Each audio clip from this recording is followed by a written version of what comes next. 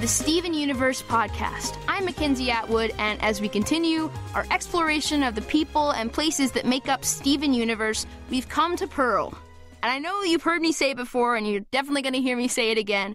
Pearl is my favorite character, so I'm very excited about today's episode. Of course, we got Deedee Magno, who voices Pearl, back on the show, and she'll be with Michaela Dietz, the voice of Amethyst. We're also going to be talking to director Joe Johnston and storyboard artist Jeff Liu about Pearl, and specifically the episode Mr. Greg. And Rebecca Sugar and Ian Jones-Quartey return to give us some insight into the creation of Pearl, from her design, to her hair, to her nose, and how she fits into the past, present, and future themes of Steven Universe. And of course, we're going to be talking with Pearl directly as well, so we're going to find out how she feels about getting a real driver's license, and maybe even what kind of car she'll drive if that happens.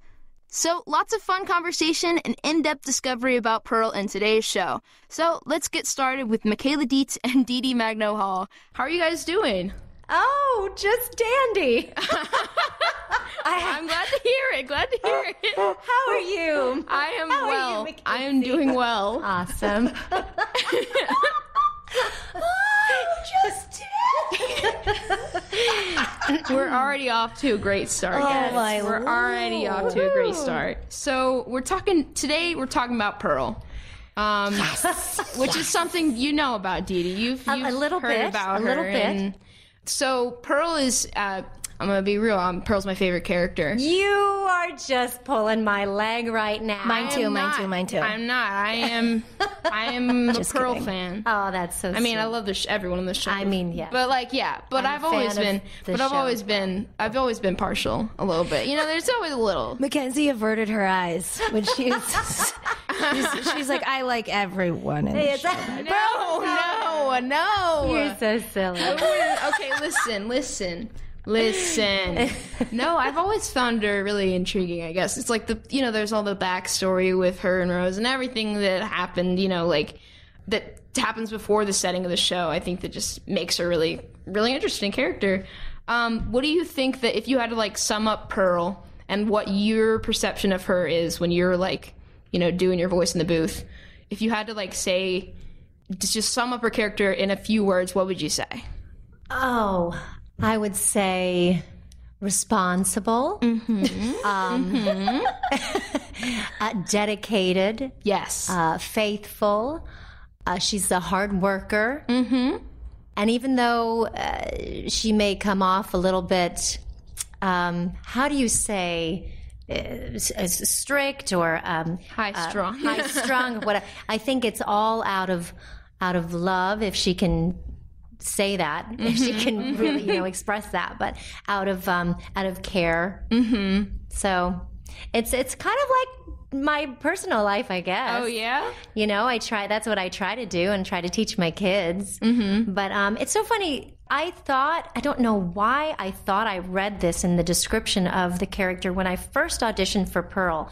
And when I first auditioned for the show, it was for Pearl and Sadie. I did not know you auditioned for Sadie. Yeah, that's so I auditioned funny. for Sadie. And but I don't know why. I don't know if I made it up in my mind when I read the description, that she was sort of like a motherly type to Steven. Because then later down, and then I just took that and I ran with it, and I just kept saying that and believing that. And then I heard Rebecca say something about how originally she wasn't very motherly to Steven, and it sort of evolved into that because I'm a mom, and maybe that's just sort of what I brought to the table every read. It just sort of came across that way, and so it turned into more of that. But originally, I don't know how I guess I made it up. I don't know. That one misread word just changed the character in the show for all time. I don't know about that. I don't have anything to do with that. But I feel like I guess I must have made it up or something. No, because I read the sides. I didn't audition for Pearl, but I read the sides for it. She definitely seemed more maternal to me than, say, Garnet or certainly Amethyst.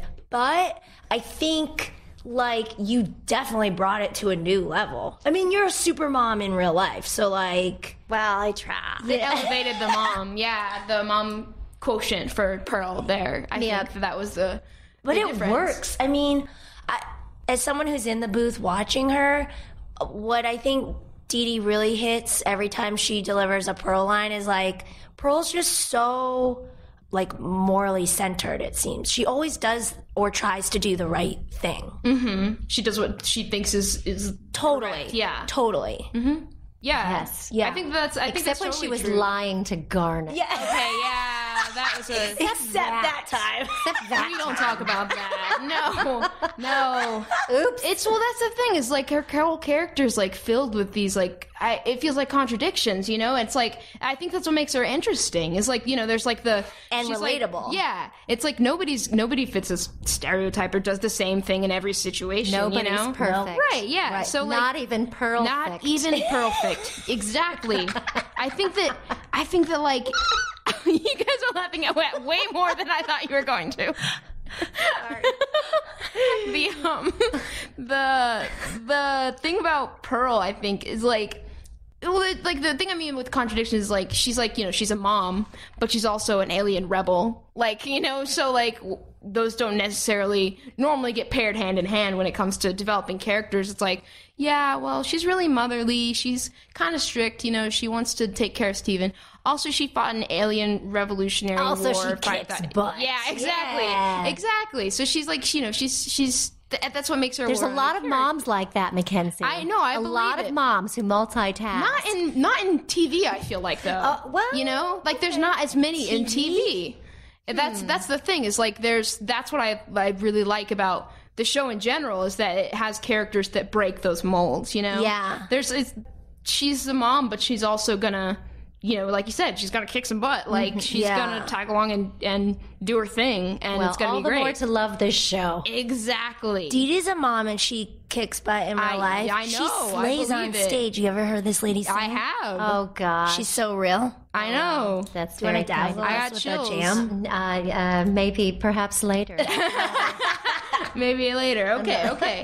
One of the things that I think was really fun for Pearl in recent episodes was the last one out of Beach City, where Pearl runs from the police. It seems like my the most goodness. like if you'd watched, you know, episode 1, season 1, and you saw Pearl's like, well, you know, Steven, the cookie cats and whatever, and then, you know, skip to season 3, Steven, we have to get away from the cops, you know, like it's definitely a pivot. So like I said, nobody's Pearl. yeah. What was it like sort of flipping the script there? You know, it's so funny because we were just talking about this before. Michaela thought that we were in the booth together when we recorded, but I could have sworn that I was in Chicago. I was on tour with If Then when I had to record that. And so I did a phone record with Rebecca. And I just remember recording the words and then saying shortly after, oh my goodness, my kids are going to see this. I think how am I going to told the story? How am I going to explain this to my children? Yeah. And don't run a red light, children. Good. It's not good to run from authority. Yeah, that was. You know what? I felt like that was sort of just another character that I played. Yeah. And that I just sort of had to. The way that episode was too, it was kind of like a movie. You know, and it was almost like it wasn't. It was almost like it wasn't real, or an alternate reality. Yeah, and which was so fun to like sort of play the bad guy. Yeah, you know, that's always fun, especially as an actor. You know, you want to kind of do all kinds of things, and so I had fun with it. Although I did worry how I was going to explain it to my kids, and then when we watched it. They never asked me about it. I just kind of was sitting there waiting for the questions, and it never came. They don't. I mean, I don't know. Kids don't know how driving works. Like, I think they were just. What's that? I think they were just, and they enjoyed the episode for what it was, and it was like. That was it. It was like, and then, the channel changed or we had lunch or something. Yeah. And then that was it. Yeah. But that was fun. I mean, it was fun, but I was nervous. Yeah. I think you said that, like, it's like it was a different character, and I totally agree, because, like, it felt like that whole episode, Pearl was putting on, like, a front, it was like, she was, it was like you're playing a character who's, like, kind of trying to fit that mold of, like, a rebel, right? Classic leather jacket, collar popped, whatever. And do you see how that doesn't work? It didn't work for her. She just had to do her. You have to just be yourself. Be yourself. Exactly. Embrace it. Yeah, and I think Own it. the rebel look, like, it doesn't mean that she's not a rebel, but it just... She didn't have to put on a rebel uniform. She was already cool. She was already cool. I don't know. Maybe, like, I don't feel like she was trying to be anyone else. I think she was just enjoying that moment. Like, there's somebody who caught her eye who reminded her of an old friend. Like, she just wanted to have fun. It's cool to just, like, have a good time every now and then. I remember she noticed, though. I noticed anyway, the worry in Amethyst and Steven's eyes. Steven's a voice of reason. Yes. You know that's a problem. When Amethyst is a voice of reason. Yeah, when Steven and Amethyst are like, okay, Pearl, maybe we should rethink this. Reel it in a little bit. I remember recording the lines were like, Steven and Amethyst are trying to coach you on how to flirt. That was really good too. It's so Amethyst funny. is like, okay, we already know you're cool. You could start with the nerd. You don't have to try and approach this girl. You don't. You're in a little over your head. Well, Pearl killed it though. Like she got the number. Being herself. Yeah, exactly. Exactly. Yeah. So if you're yourself and people don't love you for it, then I mean it's their loss. I think that's a really cool message that the show. It's like reinforced a lot. But don't run the red light. But don't run the red light. If that's first. yourself, then don't be yourself. Don't be that self. Be somebody else. Be the law-abiding self. When you're driving, like that's Safety key. first. Yes. Safety first. Oh, sorry, were you going to say something? Oh no, I just want to give a shout out to all the Mystery Girl cosplayers out there. Oh my gosh. I feel like they've really stepped it up. Really Yes. is a game changer. Amazing. Yeah. And so many phone numbers. Yeah. Have you gotten numbers? I have. That's amazing. I love that. That people have straight up given you. No, that's incredible. Have you ever called one? No, they weren't real numbers. Oh, Not okay, that I would know. Yeah. 800 She's like, I flowers. tried. I tried. No, was it last year or the year before? I think Jen Paz dressed up as Mystery Girl for Halloween. Oh yeah, I year saw before. a picture Yeah. of that or something. Yeah. So cute. Did you get her number? Well, I had her number Yeah, already. I figured. Yeah. That's awesome. So talking about Pearl and Amethyst's relationship, there was a lot of tension between them early in the show. We touched on that, but it's changed so much. Why do you think? Like, what do you think happened that caused that? Like, because it wasn't. I don't think On the Run was a big thing, but I mean, they still sort of bickered after that over time. But I felt like it sort of slowly ironed out. What do you think changed in each of them? I feel like they've always had sort of a relationship, like either brother sister, like siblings, also best friends, or even like mother daughter. Totally, yeah. That family relationship, that dynamic, and it's like a love-hate relationship. But definitely, I feel like Pearl cares so much for Amethyst, and much like how I have to reprimand my children, it's not because I don't love them, it's because I love them that I want to make sure that they're okay and that they're doing the right thing, and whatever that might be, and just making sure that they do what they should be doing, kind of thing, and keeping them in line, so to speak. Yeah. But, And I think Amethyst, I think it's totally reciprocal. Like she loves Pearl, and would I say mutual there? Yes. Words. Reciprocal. Words. Okay. So yeah, the love is mutual. But I do think that in the earlier seasons, when there was a lot of tension between the two, I think that kind of coincided with Amethyst. She was having this like existential crisis. And I think once she sort of understood that, okay, you're here, you're different, you may not know exactly where you come from, but you're all right. You have a family around you who loves you, Garnet, Pearl, Steven, and there are bigger problems in the world. Like, you guys have to ward off potential invaders, etc. So I think once Amethyst kind of emerged from her sort of teenage dark years, she was able to understand that, you know, a lot of Pearl's actions or words actually, they did come from a place of love, and it wasn't actually criticism. Yeah. So I think that was like a large part of their bonding. I totally agree. Yeah. I also always felt like, I mean, if you look at like the flashback episodes of Pearl and Amethyst, they seem to be, you know, Pearl's kind of nagging her, like, you know, she does, but there's never like the bickering that you see in early season 1 where they just like can't be in the same room together. Like they just are like constantly going at it. I feel like it probably caused a lot of tension when Rose passed away. Or whatever, you know, didn't pass away, but like Gave up her physical form. Yeah, that's the correct term. But when Rose was gone, I think that probably caused a lot of the issues because, you know, Rose was a figure for Pearl, Rose was a figure for Amethyst to feel like, you know, she wasn't messed up, you know, like I think that probably caused a lot of the tension. What do you guys think? Sure. And I'm sure a lot of kids that have had loss in their families can relate to that too. Yeah, it takes just time. Yeah, when she left, I mean, that left a huge sort of void in sort of the familial structure. So people had to come in and replace those roles. And then maybe, you know, it's just like people, if you're not used to it, that could be a jarring experience. So. And Steven had to find his place in it too, yeah. Yeah, totally. But I think that's my favorite part of the show. I also love that Steven diffuses a lot of he does. That tension, you know, he's able to Totally. Yeah.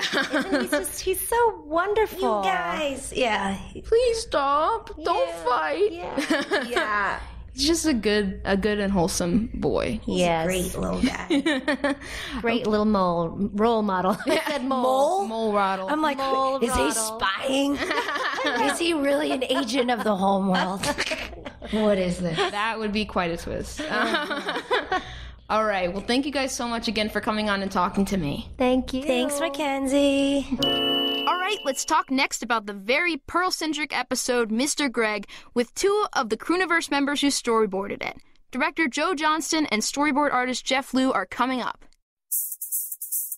All right, I am sitting here with Joe Johnston, supervising director, and Jeff Liu, storyboard artist on Steven Universe. How are you guys doing today? Thank you so much for coming. Doing good. Doing great. Glad to hear it. So today we're going to be talking about Mr. Greg, which is, correct me if I'm wrong, I think it's like the last episode that you guys storyboarded on together, right? Yes. That you were... That's correct. Right, yeah. Long ago. I'm just going to look longingly at Joe. Reminisce on the past. Think of old times. Yes, that's before Joe moved on to become my supervisor. Yes. Now I look up to him. Hello. I've always been taller than you. That's true. So, do you guys have any, like, I know the musical theater influence in the episode is really obvious, but, like, do you guys have any of those influences in your past? Well, we both have musical music influences in our past. We both grew up playing music. I played violin and was in orchestra for a long time. Jeff, like, is the real musician. I started playing music, I guess, for real, like at the end of high school. Like I took piano lessons when I was in elementary school, but I didn't understand it. And then just for a long time, I didn't play music until high school. I realized that I really liked it. And then I just kind of, I took a few guitar lessons, but I didn't learn that much from them other than a few scales. And then I've been teaching myself music since the end of high school, just making small things in GarageBand and like learning music theory and just playing stuff. Yeah, very nice. So what was your reaction like when you guys learned that there's going to be a musical episode and that you guys were going to do it? There was no surprise that there was going to be a musical episode. Right. It was just inevitable that was going to happen. Yeah, it was really exciting. Yeah. Mm-hmm. I feel like it was a moment where the show was really like getting a chance to shine. Like Rebecca loves musicals and stuff. So yeah, it was very like, I think we were excited and we were also, ooh boy. Yeah. Jumping in, yeah. This will be fun. It's different when you're writing an episode.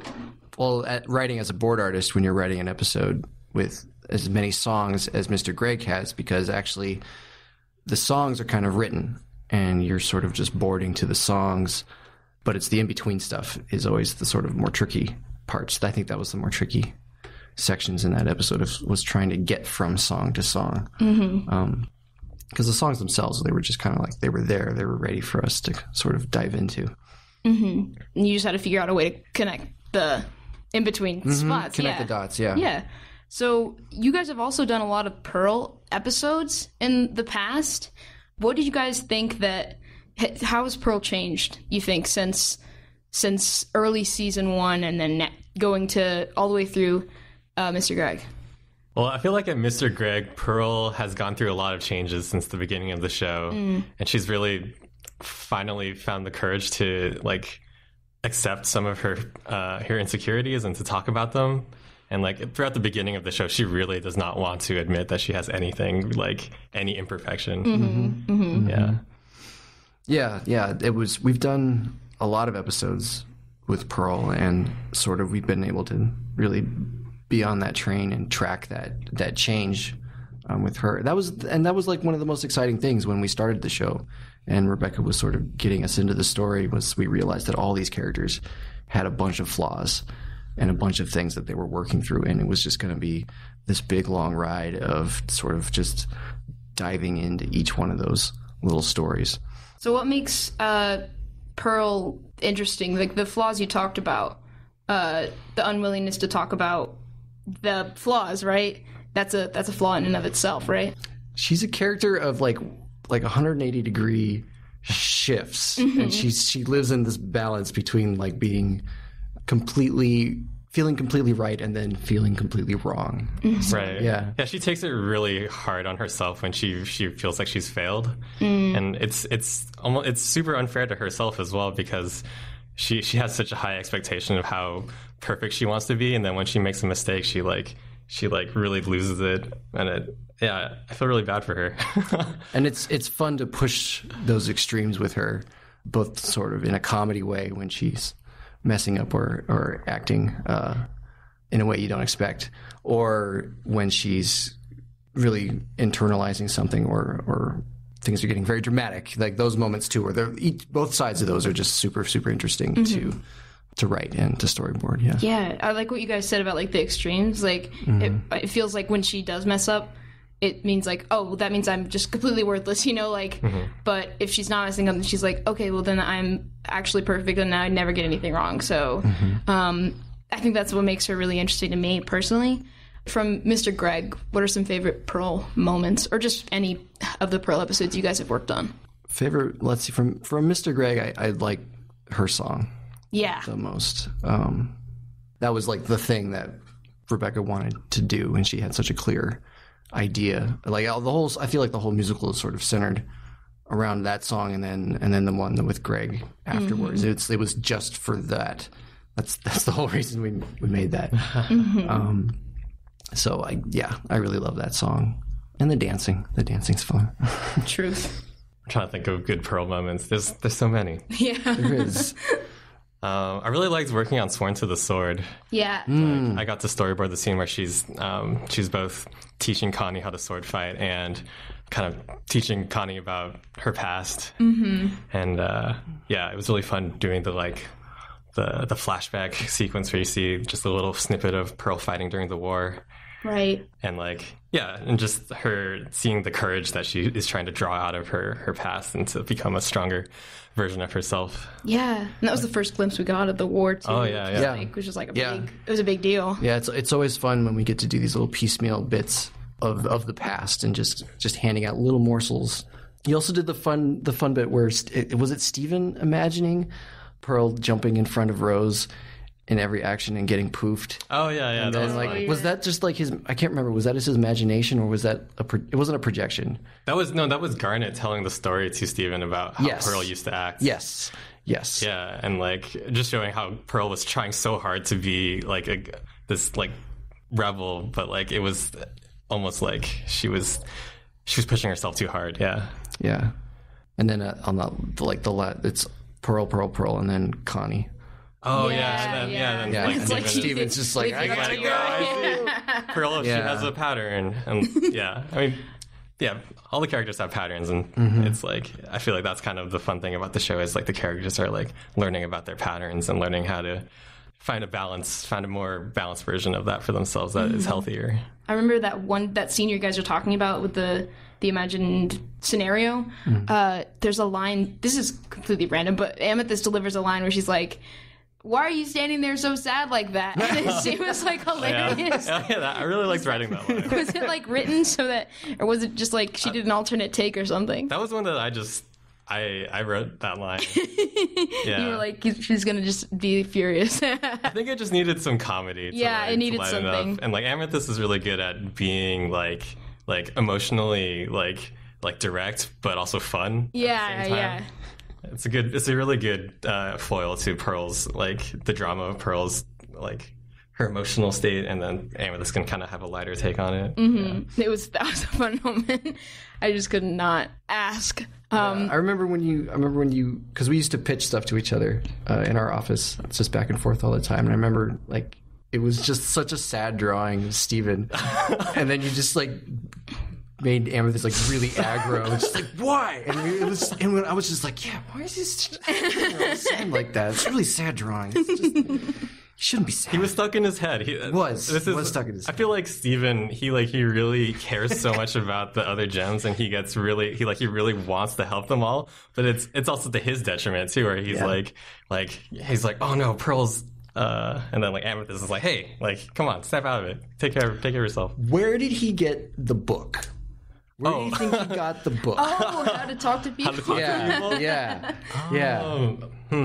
I bet Pearl was like... I feel like he may have found it in Greg's storage unit or something. Yeah. That would have been thing too. I want to like put that into an episode. Like, just I want to like dive into that moment of like, I don't know how to talk to Connie about this. Who should I consult? And then he like goes and like he either happens to find the book, or he goes like to find a book that will help him. I don't know. Infomercial, like an infomercial too. That could be another approach. But I really like it. A lot of them could use that, but sometimes when they're not getting along. So back to Pearl. Sorry. What else are you guys working through this episode? Obviously, it was just very ambitious, but it felt like a lot built up to it. So was there like a pressure there, since you knew that, you'd said that it was inevitable this episode? Were you like, I gotta deliver, There were like, it all came from the beginning of the show. Right. Like there were just all these inevitabilities set up right from the beginning. Amethyst and Pearl are butting heads right from the get-go. You knew that there was going to be an episode that dealt with that, and that was on the run. But the Pearl and Greg thing wasn't quite from the beginning. I feel like that was sort of sprinkled in as it went, and it was sort of as we developed the story more about of Greg and Rose's past and how they met and how the other gems felt about him. I think as we developed that, we developed the more of the Pearl Greg side of things. Well, there's definitely a lot of development that just throughout the show. What episode is Mr. Greg? How many episodes in? That is 84. Right. So, yeah. So like all of these character interactions that we're seeing in that episode, they only mean as much as they mean because of all the times that we've seen the characters beforehand. Yeah. So it takes 80 episodes to get to a story like this. So there is like your question was about like, is there pressure? Yeah. I feel like in general, in order to just make the show work, there's a lot of pressure just because we just have to be so like aware. There's also like story pressure. I feel like with Pearl and Amethyst, that was like a pressure cooker, and we were gonna have to take the lid off of that at some point. And that was the same thing with this one. I feel like it was just like it's gonna simmer and simmer for a while, and then when it was ready, it was gonna time to eat. That story. Yeah. I like that. I like that metaphor. I didn't think about what you said either about like, I hadn't thought about the fact that they didn't really explicitly ever say, Pearl doesn't like Greg for this reason, because they had this, basically this rivalry over Rose. And there were hints like that, even in like episode 2, that like Pearl doesn't like Greg, she doesn't necessarily think he's competent, but it wasn't really clear. I don't know why I'm saying that, but I think Rebecca had clear ideas about sort of the relationship, but she didn't have the timeline sort of down for it. That was something that kind of came later. because it really comes in, I think. What's the one where Pearl's fixing the van the entire episode? House Guest. House Guest, yeah. That's the one where we really saw, like, a moment where, like, oh, Pearl is, not into Greg. And right. I guess we'll get into that later. Mm-hmm. Yeah. But yeah, it was like, oh, she doesn't particularly like humans, it seemed like, So yeah, I get what you mean about the pressure cooker. Yeah, she just likes Steven. Yeah. Okay, cool. Thank you guys so much for coming and talking to me. Yeah, thanks for having us. No problem. And from some of our favorite Pearl episode moments, we turn to her creation. Steven Universe creator Rebecca Sugar and former executive producer Ian Jones-Quartey are going to give us an inside look at the making of Pearl, from her design to her personality to her relationship with Amethyst. We'll discover what makes Pearl so relatable and such a fan favorite coming up. All right, I am here with Ian Jones-Quartey and Rebecca Sugar. Thank you so much for coming on. Of course. Yeah, totally. Yeah. So today we're talking about Pearl. So first off, what's the earliest concept that you guys can remember for Pearl in development? That's a Rebecca question. I'm trying to remember. I mean, before we had anyone, we had Steven. That was the first character. And then I think the Garnet, Amethyst, and Pearl were all kind of coming into existence at the same time. I think in the earliest concept for all of them was sort of to just split different ways that I would interact with my brother Steven into these characters. And so the earliest thought for Pearl was that she would be sort of the embodiment of my know-it-all side towards Steven. That made it really easy to define her in some of those early ones, because Steven was like a rambunctious, annoying kid, and then Pearl was kind of like the know-it-all sort of figure. And there was a lot of natural chemistry between those two types of characters. Yeah, I think she was always going to be the most neurotic, and there was always some element of Pearl that was kind of like when I catch myself sounding like my mom. And I think from there, getting to know Deedee really changed Pearl a lot. Shaped for sure. Pearl. Yeah. And I remember when we were casting her, thinking like, I don't know if we're going to find somebody who sounds like this character sounds in my head. And then Deedee just came in and it was perfect. It was perfect. Yeah. I love her. I was floored. Yeah, and I remember, what's it called? Early on, she wasn't as smug as she became.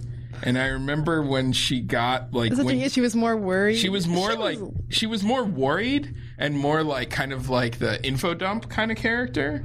And then later, I think we got into like smug Pearl. I remember when Paul did at the beginning of Warped Tour. Oh yeah, Pearl and Amethyst talking, and that really, for me, crystallized a lot about Pearl's character, where she was just like, she's very happy to give someone else props, but she's also like, well, I did this and I'm great. You know? She was very smug throughout that whole episode. Yeah. Steven, I remember she was like a complete savage to Steven with that one, with the stickers and everything. I really liked it. Yeah. So what was the process? We talked about the personality. What was the visual development like? I was having the hardest time with her design at the pilot stage. I was trying so many different things. Yeah, she was the most difficult, I remember. And I had a theory with Angie, with our prop designer, Angie Wang, who was helping me with everyone's costumes early on. We were talking about, she came up with the idea that they sort of represent the past, the present, and the future. So Pearl was the past. So we were trying to figure out, and we had some really early designs that already sort of incorporated the tuxedo look. I think that was with Helen also. On. But we knew that we wanted her to still feel alien and otherworldly, but just have this sense of being old somehow. That was kind of challenging. And then when we got to working on the show, I really wanted to dig into her because I wanted there to be something about her features and face and body that was really special. She was sort of, a lot of things I was doing in the pilot were like my go-tos for the way a face would look. Because she ended up like embodying that kind of past in the show, like as a character, because she was the one who would always reference the origins of things. She's the most obsessed with the past. And then like I remember her look kind of became like our idea of what the look of Gems from the past was. Like her early look with the translucent skirt, and that kind of look became sort of our idea of, what in the Gilded Age of Gems, this is kind of like what they looked like. Right. Yeah. So we had to kind of invent that and then have her relate to that.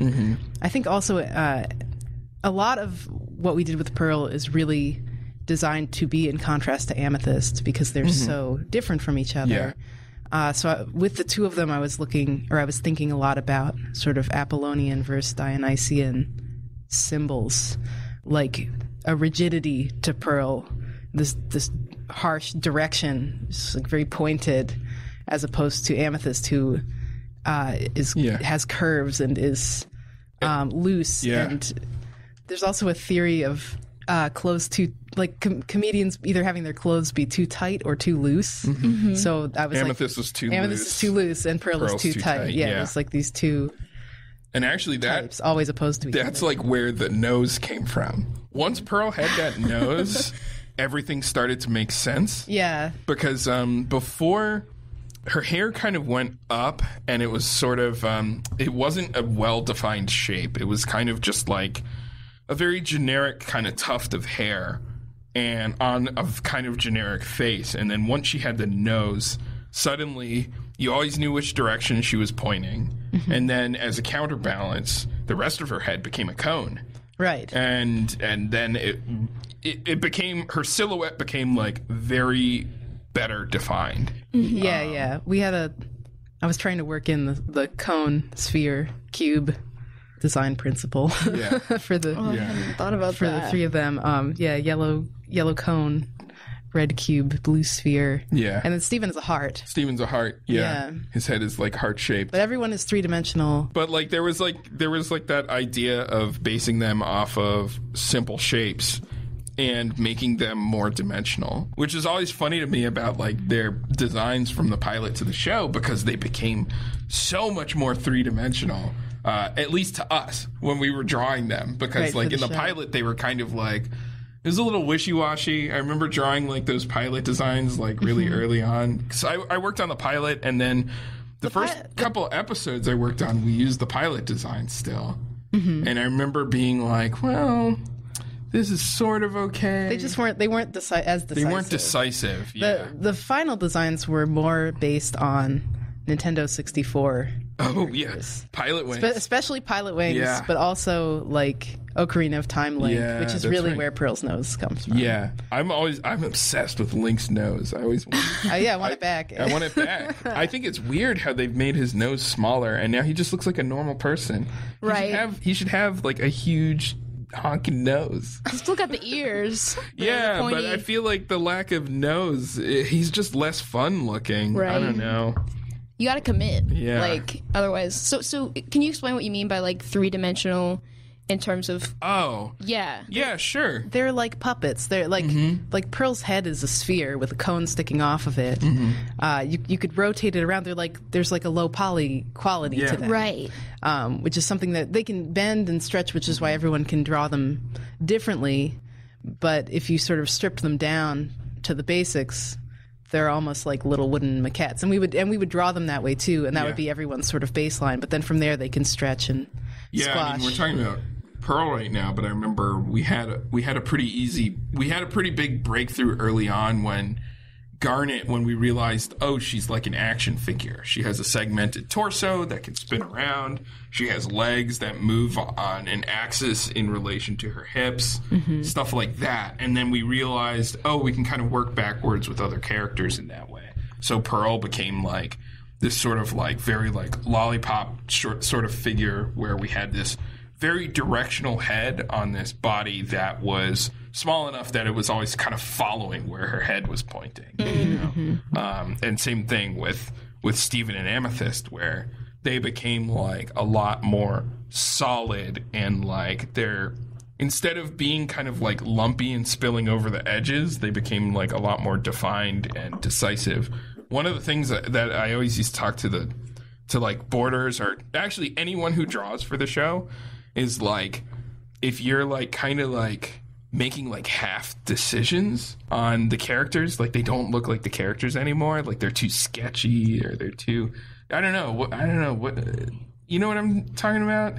Well, I think they need their big benchmarks in order for you to know. Yeah. Like Pearl's nose can get bigger or longer or pointier, but like it's got to be there. It has to be there. You can't shallow it out to the point. And I felt a little bit like on the pilot, I was kind of drawing drawings of people, but by the show, I was drawing drawings of cartoon characters. Yeah. Acting like people, which is what I really wanted to do. Which was like, I mean, and I wanted them to be cartoons first. We would have gotten there in the pilot. Maybe if we had like another round or two. I had a little more time. Yeah. Yeah. Well, there was a stretch, I think it was about like a week or a week and a half, where I didn't know yet if we were going to be doing the show, but I knew that if we did, I wanted them to look different. And I was just in my cube with a sketchbook and Copics, just furiously drawing for like a solid week, just more and more drawings of these characters.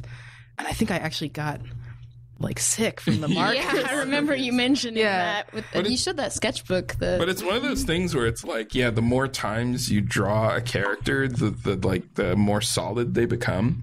Yeah, and you start to get a shorthand, and once you get the shorthand, you realize what you don't need anymore because you're omitting it when you have to go fast, and everybody has to go fast. And also just television animation. Yeah, exactly. Because of the scale of the work, they need to be like recognizable like the first time you see them. Like, or else, like if it's a character where it's like they all have the same silhouette, like you won't be able to understand who they are like from a quick sketch. Or, I think the big thing too is just that boiling them down, like every aspect of how they looked had to relate to who they are. Yeah. So like Pearl is really in her own head. She's like her gem is on her head. Gem's on her head. Yeah. She's super like directional, even if she's going in the wrong direction. Yeah. Like everything about her is like pointed. And there was like a quality too about Pearl where she needed to be abrasive, like the most abrasive of the gems. Like Amethyst is very welcoming, and so is Garnet in a way. But because Pearl kind of has these like walls up and is like, she needed to be the one who is like almost like the least huggable in a way. Yeah, she's harsh. I mean, and I think that's the thing about the way that she's sort of Apollonian is like that stuff is violent and warlike. It's a symbol like a cross is like a very Apollonian shape. Yeah. There's like a power to it, but it's not fluid. She's rigid. Yeah, that's what I'm trying really to say. rigid. She's very rigid, as opposed to Amethyst, who is so fluid. It's just like as fluid as water. Yeah. In every sense, in a character sense. Pearl is rigid in every sense. So shape-shifting too. Yeah. So I think that like you talked about how she's like the most abrasive character, and I totally agree. I think that like throughout the show she's made so many mistakes and decisions that have caused problems for the characters. Yeah. But then she still manages to be a fan favorite character that's like just adored. Right. So like, how do you think that like that's you guys pulled that off with her? I don't think well, what do you think? Huh? I was just gonna say that I don't know if that's something that the show is the first, like Steven Universe is the first to pull off. I mean, this is a classic anti-hero archetype. She's an anti-hero, but she's also funny. She's funny. She's really trying really hard, and she's failing. But she fails a lot. And she doesn't want to admit it. I think it's something that's pretty relatable. I think the other thing, and this is a lot subtler, because part of it is just that she's the close too tight comedian, where she's just, it's funny that she's really trying. But I think also when she does hurt other characters, like what's interesting about Pearl is that she just has no sense that she has any power or control over the situation, which is why she's trying so hard. Yeah. Deep down, I feel like we do talk about this pretty directly. She doesn't feel like she really has any control over other characters or any power in any situation, because she is a Pearl, and she thinks other people are calling the shots. She doesn't think anyone is really listening to her, which is why she's trying to get them to all the time. If she thought that they did listen to her, she wouldn't have to overcompensate so much. And I think the flip side of her doing that is that she doesn't realize when she's really failing these other characters, because she doesn't really think she has enough clout in their eyes to be able to fail them in that way. And then I think that's also what makes her relate to the audience really well, because like I know, like, you know, when you're sort of the age, say you're like, you know, you're like in high school, or you're like a nerd, or you feel like you're kind of beat down by the world, and then because of that, because you have that like sort of low self-esteem, you feel like your actions don't matter. You know, you feel like you're free to like hurt to say mean things to other people. Well, you don't think it'll hurt anyone because you're just like, nobody is going to care what I think, which is exactly isn't really that's kind of like I think that's why people relate to Pearl in a way, you know. I think, you know, but that's something that it's really important to recognize and arc out of, because I think people who don't really, like, if you don't believe other people care about you, then you don't think you have something to lose. Exactly.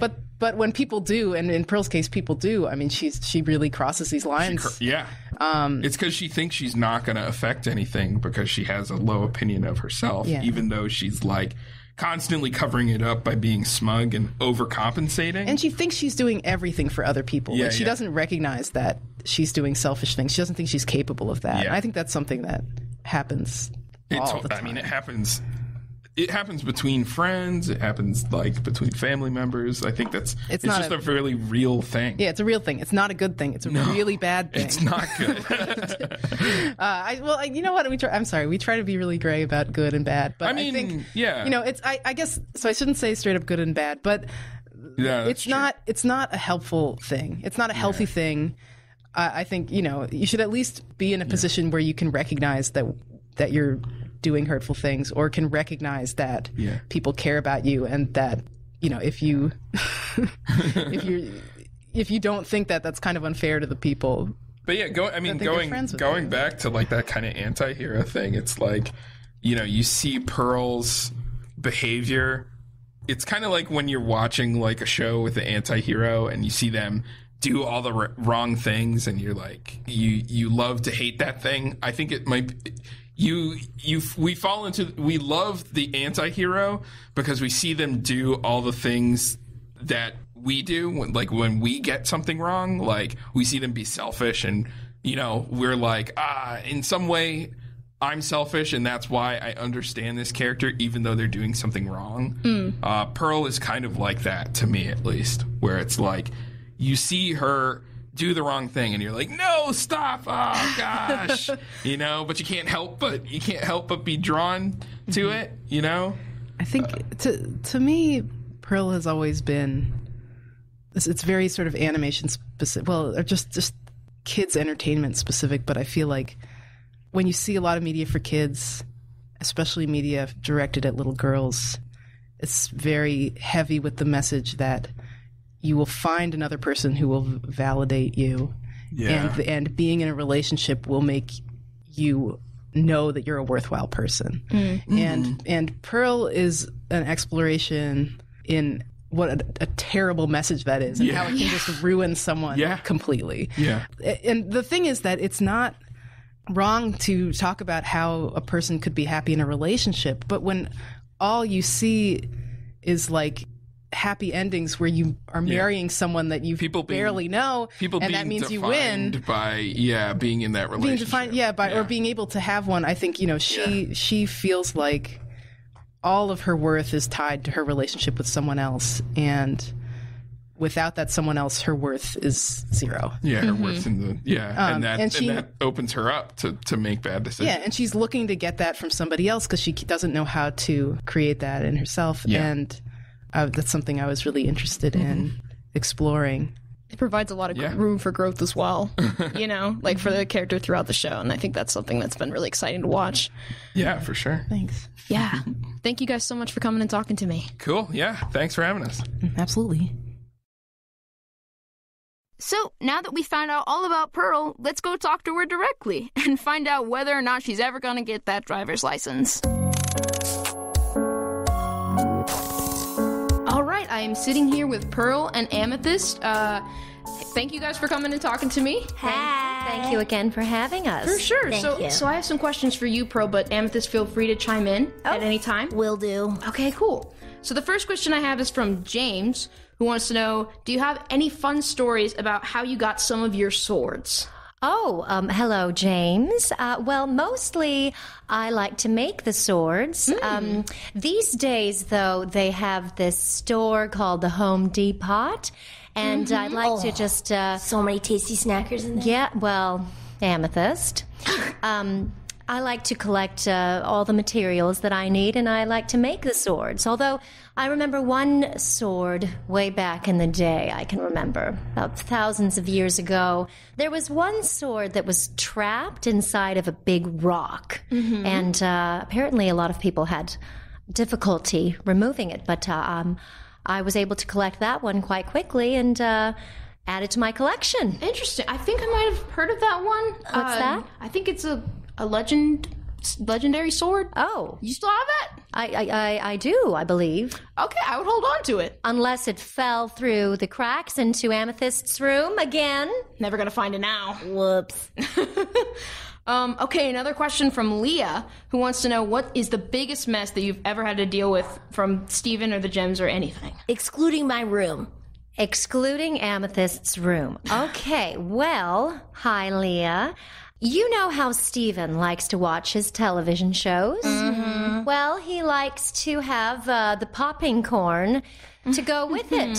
And we used to pop the popping corn in the microwave, but because it's better for the environment, we get the one that we have to put on the stove, you know, and then one day, sweet Steven put too many kernels into the pot, and out comes the popping corn all over the kitchen.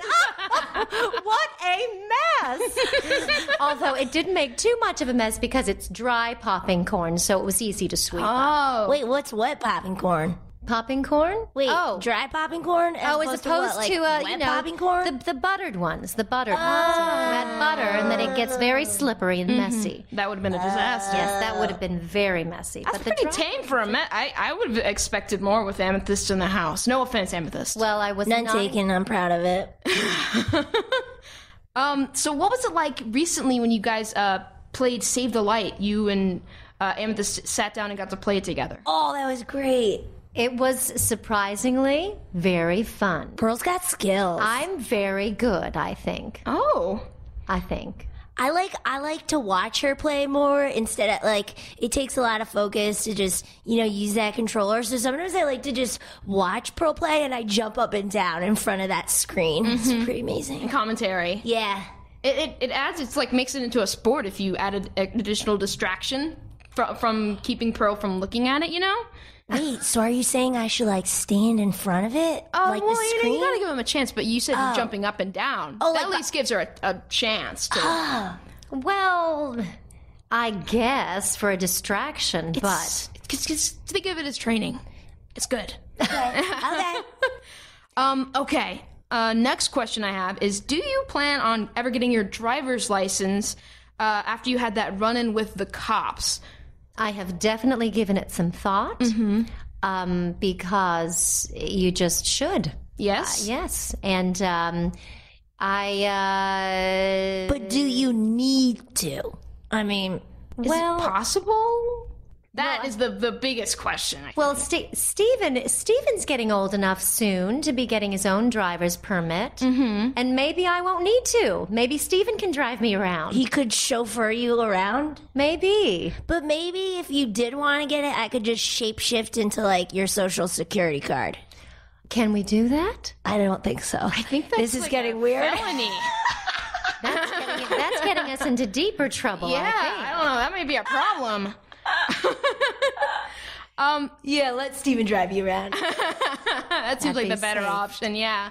The next question I have is talking about cars. What kind of car do you think that you would have? Would you have a sports car or a mom van or... Well, I definitely would like one of those football cars. What do you call them? Football cars? What are football cars? No idea. Football mother cars or something like Oh, that. soccer mom. The soccer mom car. Yes. Wait, yes. Football? I didn't know Pearl was so Euro. Okay, sorry. Isn't that what they call it these days? Football mother cars. It's regional. It's a regional thing. Yeah. I can it's see the spacious. misunderstanding. Yeah. It's spacious. It's practical. All of us can fit inside comfortably, I think. Right. Yeah. No need to shrink. It's perfect. The door width is perfect for Garnet to just roll out of. Yeah. So This for is quick true. deployment. This is true. Yes, and I think Lion can fit in it too. Oh. Yeah. Yes. They're safe. They're comfy. They're comfy. They're safe. This is true. Or And we could get a safety clown first. car. Oh. That would be fun. Well, maybe that could be our second vehicle. Alternate vehicle for the weekends. Right. Business in the front, party in the back, you know? Yes. I understand. All right, cool. Thank you guys so much for coming on and talking to me. Thank you so much for having us. Get out of here. Goodbye. I'm just kidding. Be nice. Be nice. Love you, Mackenzie. Bye. The Steven Universe podcast is produced by Charles Abadje, Stacey Para, and Conrad Montgomery. Special thanks to Rob Sorcher, Cartoon Network Studios, The Crooniverse, and Turner Studios in Atlanta. Join me next Thursday as we take a closer look at Steven's best friend, Connie. Grace Rolick and Zach Callison will be back, and so will Rebecca Sugar and Ian JQ. And you know we're going to be talking to Connie as well. So subscribe to the Steven Universe podcast now at Apple Podcasts or wherever you listen to podcasts. And please leave us a 5-star rating and review while you're there. I'm McKenzie Atwood, and I'll see you next Thursday.